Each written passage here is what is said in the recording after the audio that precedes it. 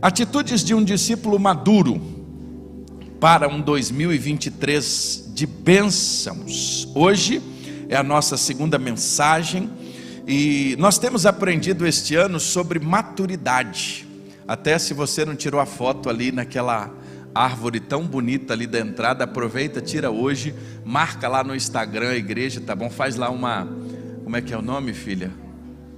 Como é que é o nome?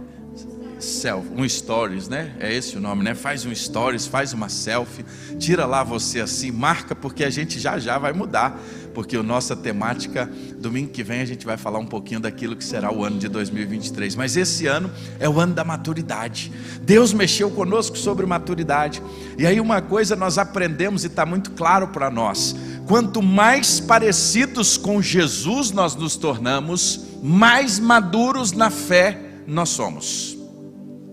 Maturidade tem relação com se parecer com Jesus, tornar-se semelhante a Jesus.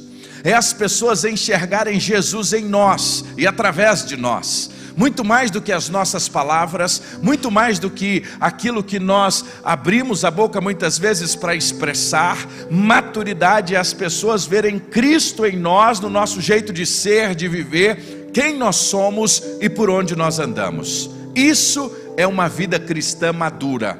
Hoje na escola bíblica nós falávamos sobre isso, quando Jesus, em Mateus capítulo 7, ele menciona sobre aqueles que expulsaram demônios em nome de Jesus, fizeram milagres em nome de Jesus, profetizaram em nome de Jesus, mas Jesus ao término diz: afastai-vos de mim, porque eu vos desconheço, porque vocês praticais a iniquidade. Então, expulsar demônio, profecias, milagres, necessariamente não é autoridade espiritual. Isso pode acontecer até mesmo sem a presença de Jesus. É por isso que nós temos aprendido, Everson, que ser um cristão maduro, ser um seguidor de Jesus maduro, é ser alguém que parece com Cristo, é ser alguém que Cristo é visto em nós. Maturidade tem relação com o ser.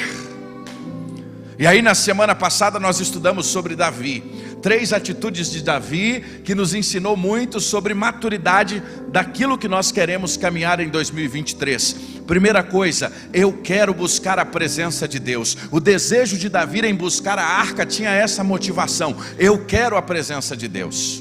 Só que uma coisa é séria, a presença de Deus não é de qualquer maneira. Nós vimos isso, como a arca deveria ser transportada. Levaram a arca na carroça nova, mas a arca não poderia ser levada na carroça nova. A arca precisava ser levada nos ombros. Deus é Deus de detalhes. Não brinque com as coisas do Senhor. E aí nós aprendemos com Davi, que é uma atitude extraordinária. A questão não é errar, todos nós vamos errar. E eu gosto sempre de dizer, Diogo, esta igreja aqui é uma comunidade de pessoas imperfeitas, a começar de mim. Márcio, aqui é uma comunidade de pessoas imperfeitas, a começar de mim e de mais um grande número de flamenguistas que tem aqui comigo. Palmeirenses, são paulinos, corintianos. Ou seja, nós somos pessoas imperfeitas, porque às vezes a gente tem uma visão um pouco equivocada acerca da igreja, que a igreja é um lugar onde só vai ter gente perfeita, e a gente vem com essa visão e achando que vai encontrar aqui um monte de gente. Aqui é todo mundo lutando todo dia para viver o evangelho da graça de Deus e ser diferente do que nós fomos ontem, mas perfeitos nós só seremos, sabe aonde? Na glória. Até chegar lá, a gente vai, a gente volta, a gente está lutando diariamente com o velho Adão que está dentro de nós. A grande questão, Camila, não é que nós não vamos errar, nós vamos errar. E Davi nos ensinou, quando a gente errar, a gente tem que se voltar para Deus. A atitude de alguém maduro não é querer culpar o outro pelo erro. A atitude de alguém maduro é reconhecer o seu erro e mudar. É só isso. Acabou-se. E hoje? Hoje a gente vai avançar um pouco mais. Hoje nós vamos, e já abrimos a nossa Bíblia em Lucas capítulo 24, porque hoje a gente vai aprendermos um pouco mais com outro personagem das Escrituras, que é Cleopas. A gente fala pouco sobre Cleopas, pregamos pouco sobre Cleopas, temos poucas informações sobre Cleopas, mas Cleopas é um daqueles discípulos que estavam voltando para casa ali em Emaús. E aí eu queria convidar você a gente olhar um pouquinho, hoje em Lucas 24, porque hoje é dia da Bíblia. Sabia, Diogo, que hoje é o dia da Bíblia? Segundo domingo de dezembro, irmãos, nós celebramos no Brasil o dia da Bíblia. E o dia da Bíblia ele tem uma relação muito estreita com a história de uma menina. Qual o nome dela, irmã Samara? Mary Jones, né? Irmã Samara trabalhou na Sociedade Bíblica do Brasil, e a história das sociedades bíblicas do Brasil nasce a partir de uma menina chamada Mary Jones, que juntou com muito zelo recursos e foi a uma distância muito longa para comprar um exemplar das Escrituras. E ela então tem a oportunidade, o seu sonho de ter as Escrituras. E à luz de toda essa história, de tudo isso, a história de Mary Jones, a história das sociedades bíblicas em todo o mundo, nós temos a Sociedade Bíblica do Brasil. E o segundo domingo de dezembro é o dia da Bíblia. E a Bíblia para nós é a palavra de Deus. A Bíblia para nós não contém a palavra de Deus, ela não é parte da palavra de Deus. A Bíblia para nós é a nossa única regra de fé e prática. E hoje, quando nós falamos de atitudes de um discípulo maduro, dia da Bíblia, nós não poderíamos falar como ser um discípulo maduro se não tiver relação, Fábio, com as Escrituras Sagradas. A maturidade, Rogério, na nossa vida, ela tem muita relação com a proporção que nós conhecemos, Luiz Fernando, e praticamos a palavra de Deus. Nós jamais seremos semelhantes a Jesus, nós seremos parecidos com Jesus, se este tão precioso livro não se tornar normativo para a nossa vida, nós não o conhecermos de maneira mais profunda, nós não conhecermos as suas histórias, nós não conhecermos a verdade de Deus revelada aqui para nós. Discípulo maduro e palavra de Deus é uma relação muito próxima. Jesus foi claro em dizer em Mateus capítulo de número 22, verso 29, nós erramos por não conhecermos as Escrituras, nem o poder de Deus. Quando nós não conhecemos a palavra, nós erramos, porque como lemos hoje, a palavra é lâmpada para os nossos pés, luz para o nosso caminho. E quando nós não conhecemos as Escrituras, nós falhamos, nós erramos. Mas hoje eu quero te mostrar a experiência de alguém com as Escrituras Sagradas, às vezes a partir de uma perspectiva equivocada, e depois como a sua vida se tornou a partir do momento em que ele compreendeu a Bíblia como verdade de Deus. A maturidade na vida de Cleopas. Se você está com a sua Bíblia aberta, eu queria que você estivesse com ela. Lucas capítulo 24, e o pastor tem insistido muito nisso aqui. Nós vamos ler, a primeiro momento, somente juntos o verso 32, que diz assim: porventura, é a expressão, e disseram um ao outro, Cleopas fala com o seu amigo, aí tem uma barrinha, que é a fala dele. Porventura, não ardia o nosso coração, quando pelo caminho nos falava, e quando nos abria as Escrituras? Sua versão está assim? Olha a palavra de Cleopas, ele diz assim: porventura, não ardia o nosso coração, quando pelo caminho ele falava, e quando ele abria para nós as Escrituras? Qual é o contexto deste texto? Jesus tinha dado a sua vida na cruz por nós, e o capítulo 24 de Mateus começa com as mulheres indo ao sepulcro preparar o seu corpo, para então ter um embalsamento e da melhor maneira ser acondicionado, e quando elas chegam no túmulo de Jesus, elas se deparam com um ser celestial que pergunta às mulheres: mulheres, por que vocês estão procurando entre os mortos aquele que vive? Por que vocês estão aqui procurando neste túmulo aquele que está vivo? Jesus ressuscitou, aleluia! Ele está vivo, e esta é a razão por nós estarmos aqui hoje. O capítulo começa falando da ressurreição, e a partir do versículo de número 13, se você notar, começa a contar a história de dois discípulos que estavam agora voltando para casa, irmão Tiago. Eles tinham caminhado com Jesus, eles tinham andado com Jesus, e estes dois seguidores saíram de Jerusalém, indo agora em direção a Emaús. A distância de Emaús para Jerusalém eram aproximadamente 12 quilômetros. Talvez na sua Bíblia aí tenha uma outra unidade de medida. É muito provável que esteja aí 60 estádios. 60 estádios são aproximadamente 12 quilômetros. E eles estão voltando para casa, Luiz. Sabe quando você volta para casa naquele dia que você recebeu uma notícia que você não gostaria de receber?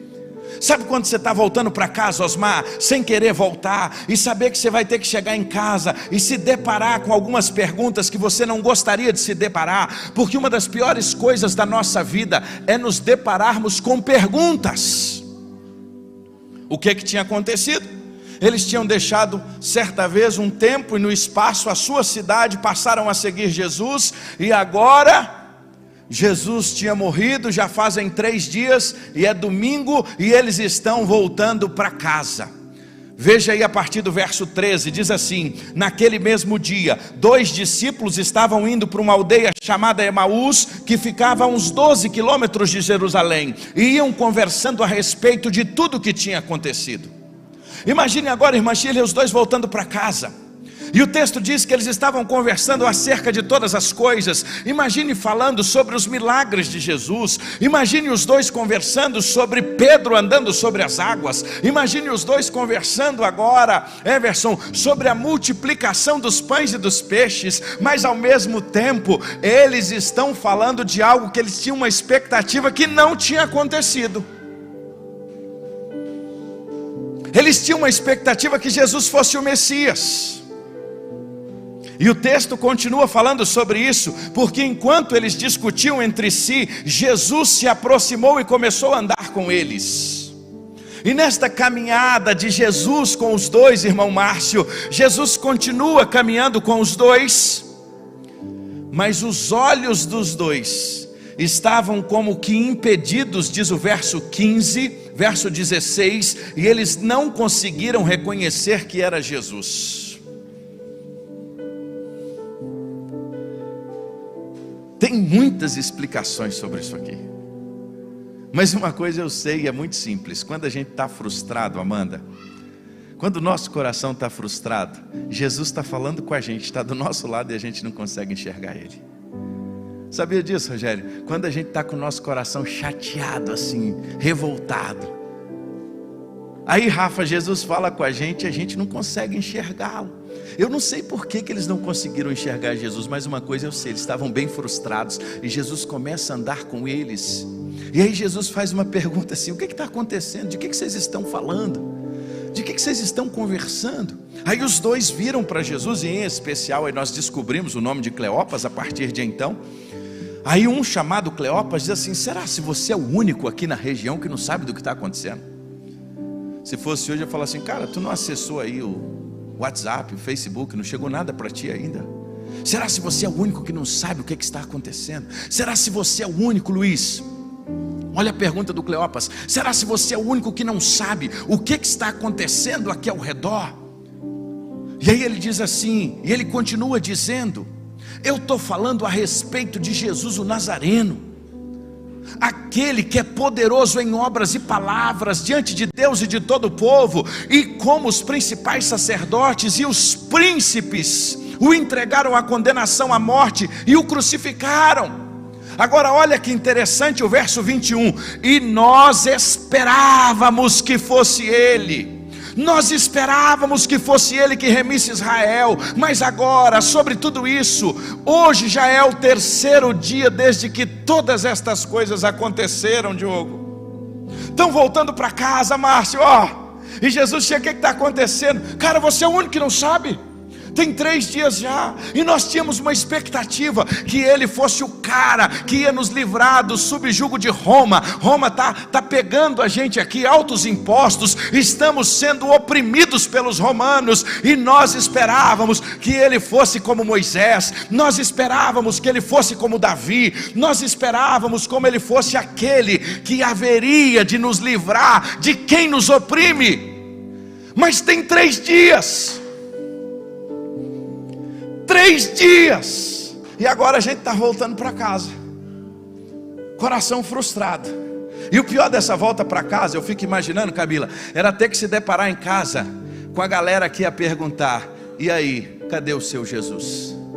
E aí, cadê o seu Messias? Você foi atrás dele, cadê o seu Messias? Cadê o cara que ia resolver todas as coisas? O pior de voltar não é nem lidar com a própria frustração, é ter que lidar com a perguntação.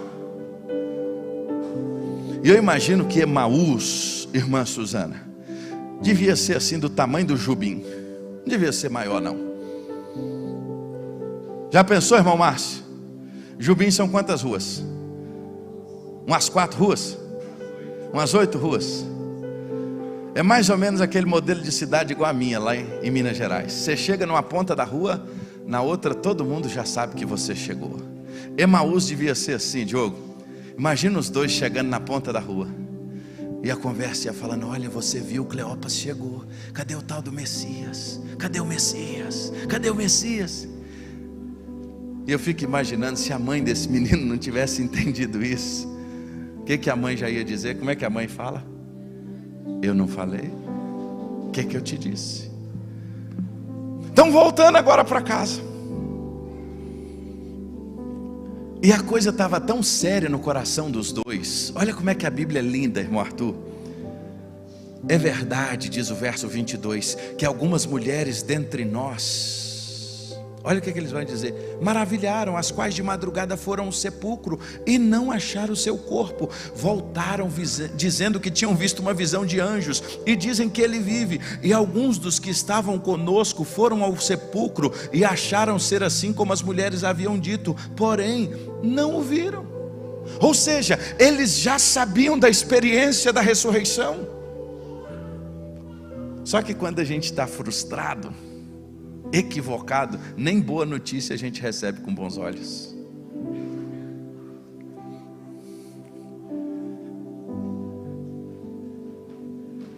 Quando eu falo, irmãos, que tem alguns textos na Bíblia que são extraordinários, esse aqui é um deles.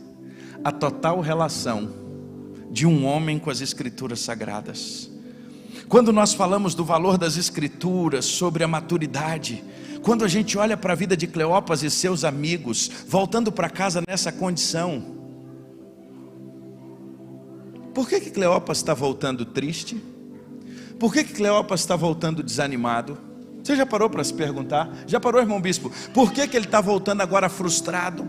Por que ele não conseguia enxergar a Jesus? Desanimado, nem as boas notícias da ressurreição. Por quê? Por que eles estão voltando desta forma? Simples: interpretação equivocada das promessas de Deus. A base de toda a frustração de Cleopas é que ele tinha uma interpretação incoerente acerca das promessas do Messias. Cleopas está agora voltando para casa, enxergando o mundo não a partir do que é a real e a realidade da palavra de Deus, a verdade, mas ele está enxergando o mundo a partir das suas dores. Ele está enxergando o mundo a partir da sua frustração, a partir da sua dor, acerca da Escritura, da sua compreensão limitada. Desconhecimento, interpretação equivocada das Escrituras, e nós esperávamos que ele fosse remir Israel. Uma compreensão extremamente equivocada da palavra de Deus. É alguém que estava perto de Jesus, ouviu Jesus, mas não conseguia entender a verdade das Escrituras. E nós estamos cheios de gente assim nessa geração, que está chateada com Deus, chateada com a igreja, chateada com todo mundo ao seu redor, pelo simples fato de não terem entendido a palavra de Deus.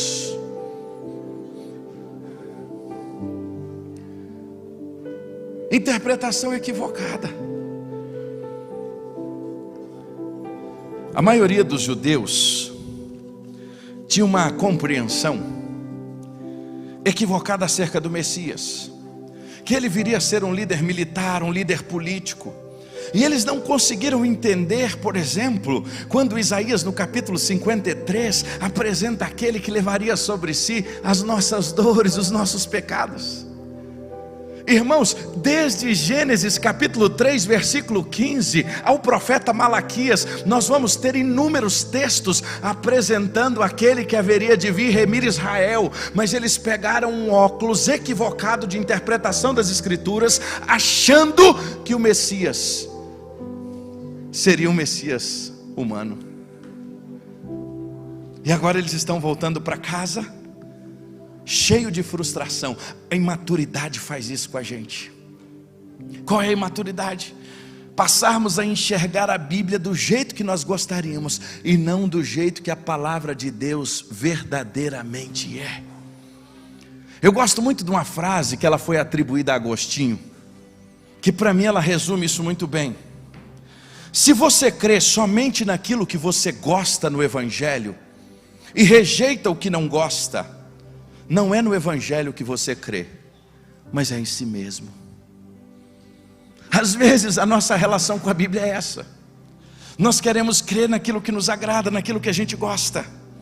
E aí tem uma geração gigantesca no movimento evangélico brasileiro, frustrada com tantas coisas, porque nós esperávamos. O que eles queriam? Um reino imediato. O que eles queriam? Bênçãos para o tempo presente. E Cristo agora crucificado, Cristo sepultado, era difícil enxergar Ele como esta resposta, como Messias que iria reinar. E por isso essa dificuldade de compreensão. E muitos de nós ficamos de fato, diante das circunstâncias da vida, machucados e feridos pelas nossas incompreensões da palavra de Deus. Nós gostamos muito do Antigo Testamento, principalmente aqueles textos como Josué 1:8, 9. Seja forte, seja corajoso, não te mandei eu. E a gente gosta muito de condicionar, principalmente à luz do Antigo Testamento, a bênção relacionada à obediência. A gente usa muito o Antigo Testamento para isso. Mas no Novo Testamento, sabe o que está condicionado à obediência? Não é a bênção material, não é a prosperidade física, não é nada disso. O que está condicionado à nossa obediência no Novo Testamento é a presença constante de Deus conosco. Sexta-feira a gente ia para o PGM, né, Diogo? Todo mundo ia fazer uma festa lá, nosso encerramento do PGM. E aí a gente brincando, e eu iria pegar a irmã Benilde tinha se perdido, saí de casa, e aí ainda tinha falado com o irmão Márcio. No caminho, uma senhora levanta a mão na faixa. Eu paro para a senhora passar. Vem um outro carro do meu lado, para. Aí vem alguém em alta velocidade do lado de lá da faixa, tira do camarada e entra na nossa traseira. Jesus, eu estou indo para o PGM, sou dizimista fiel, fazendo a tua obra. O que esse incircunciso vai bater na minha traseira? Numa chuva daquela. E aí, para fechar o circo, olha só a cena bonita, o João entra em desespero, como toda criança. E eu vou tentar acalmar o João. E aquela história toda, eu vou tirar o carro para acalmar o João. Enquanto eu vou tirar o carro para acalmar o João, o cara, vai embora. Aí você faz a pergunta: anotou a placa dele? Não deu tempo.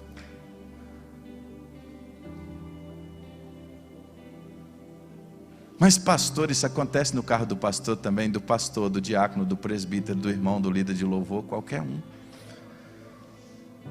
É nessas horas, e é nesses momentos em que nós precisamos entender a fé que nós temos. É nessas horas, Léo, que nós temos que de fato compreender as Escrituras com maturidade e compreender que o fato de eu ser cristão não me impede de passar por um prejuízo material, não me impede de passar por um desgosto como esse, não me impede de passar por uma circunstância como essa, mas eu preciso nessa hora escolher o que de fato acreditar e reconhecer que Deus continua sendo soberano em todas as coisas. Mas o que é mais fácil para nós? Senhor, a gente começa, né? Eu esperava que Ele ia me proteger, eu esperava que o Miguel e o Gabriel iam segurar Ele. Só que às vezes na nossa compreensão limitada, o Gabriel e o Miguel nos segurou, foi de rachar a cara lá na frente. Só que a gente não entende assim, a gente não compreende assim. Por quê? Porque muitas vezes nós temos uma compreensão equivocada das Escrituras. E quando nós temos uma compreensão equivocada das Escrituras, nós ficamos com o nosso coração o quê? Frustrado. Porque a gente espera que Deus faça algumas coisas conosco que Ele nunca prometeu fazer, que Ele possa agir na nossa vida de maneira que Ele nunca prometeu agir. Tudo na verdade era fruto daquilo que nós gostaríamos que fosse. Tenha algo em mente no seu coração. O seu desejo não muda o decreto de Deus. Guarda isso. O meu e o seu desejo necessariamente não muda aquilo que é o decreto de Deus. E às vezes a gente tem dificuldade com isso. Aqui nós temos dois que tinham dificuldades com isso. Maturidade é abraçarmos a palavra e entendermos isso. Agora, assim, olha que interessante. Como o coração dos dois foram frustrados e machucados por uma incompreensão equivocada da palavra, quando a gente tem uma compreensão correta das Escrituras, o nosso coração é curado e transformado para a glória de Deus. O texto segue, e seguindo o texto diz que Jesus, depois dessa história toda, Jesus vira para os dois e diz assim: ó nécios, verso 25, tardos de coração para crer em tudo que os profetas disseram. Porventura não convinha que Cristo padecesse todas estas coisas e entrasse na sua glória? E aí diz o texto, irmão bispo, verso 27, começando por Moisés e por todos os profetas, explicava-lhes o que deles se achava em todas as Escrituras. Quando ele menciona que ele começou por Moisés, ele começou por onde?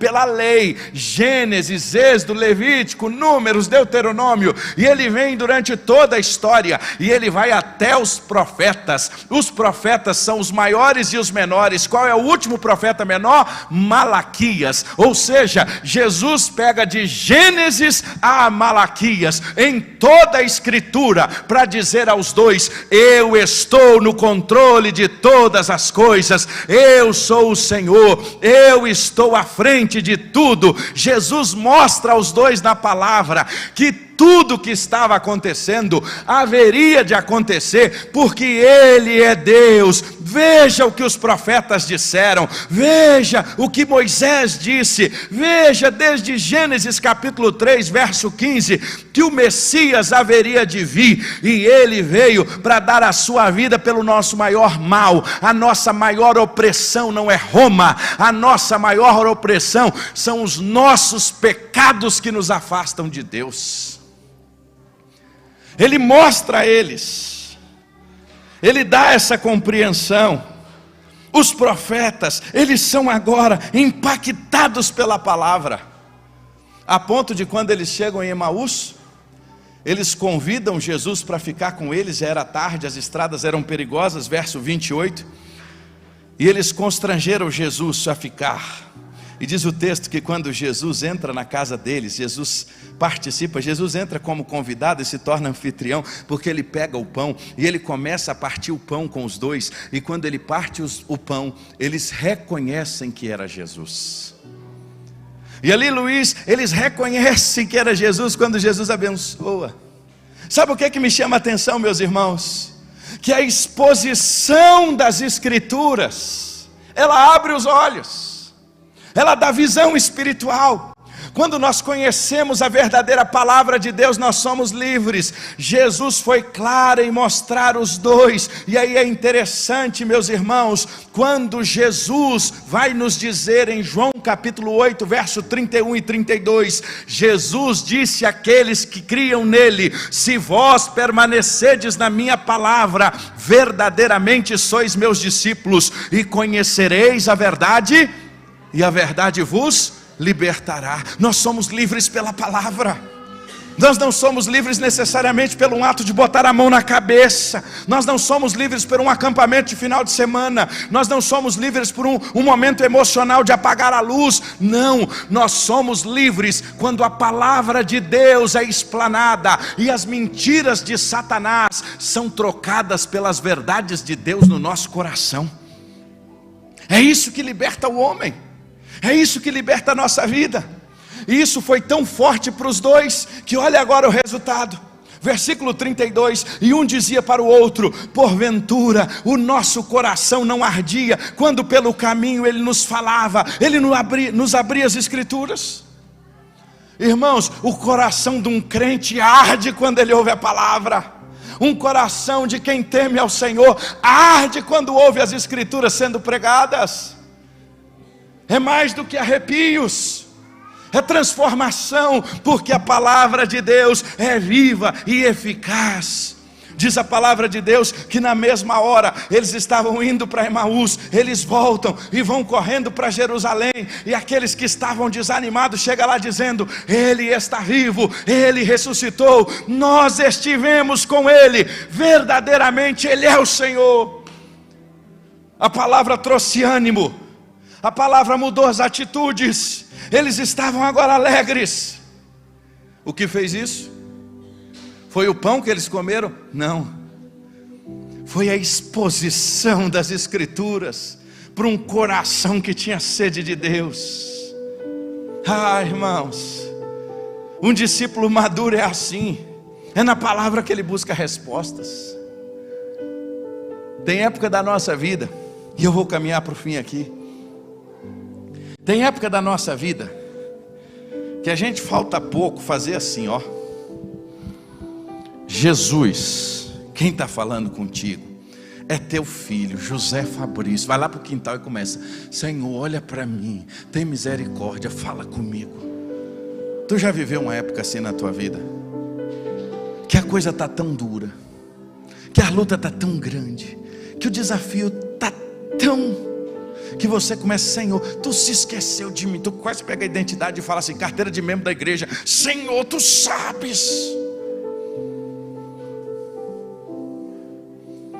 Tem vale na nossa vida que a gente faz isso.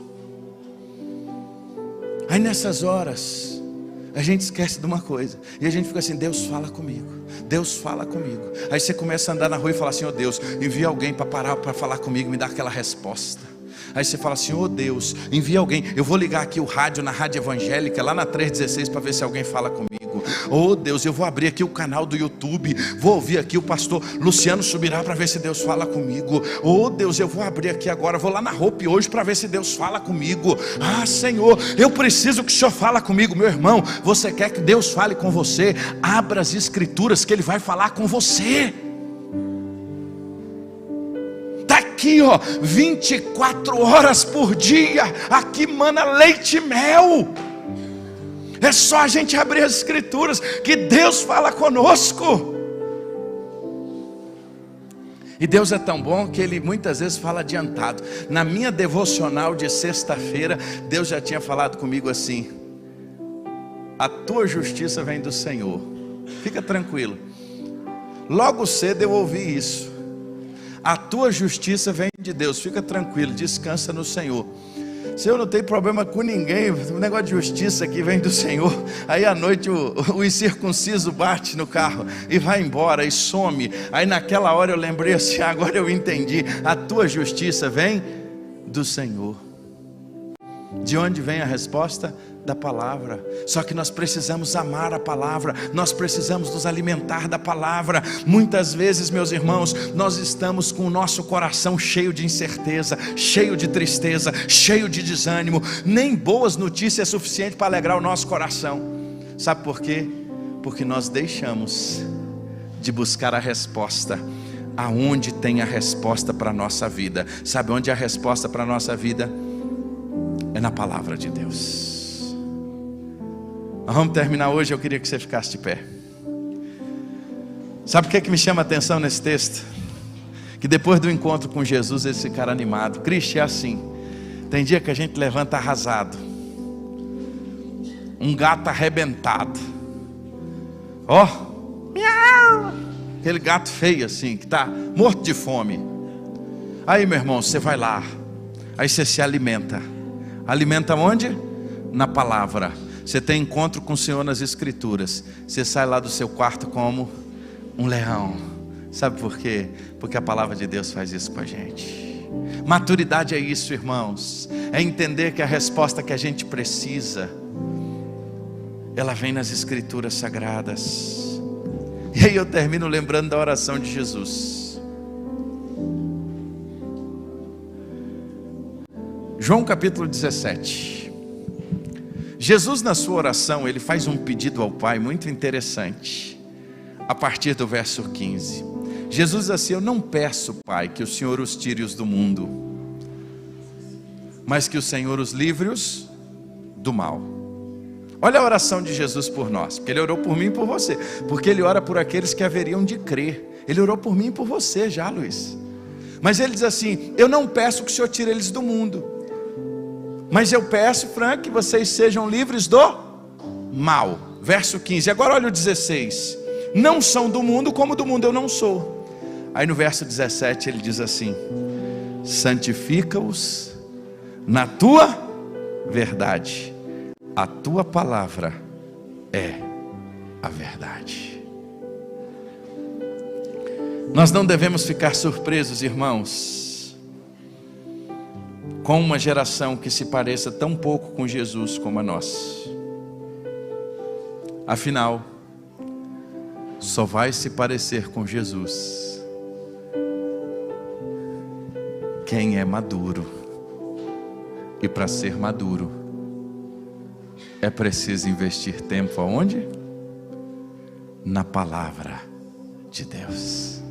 Por isso a oração de Jesus foi: santifica-os na verdade, a tua palavra é a verdade.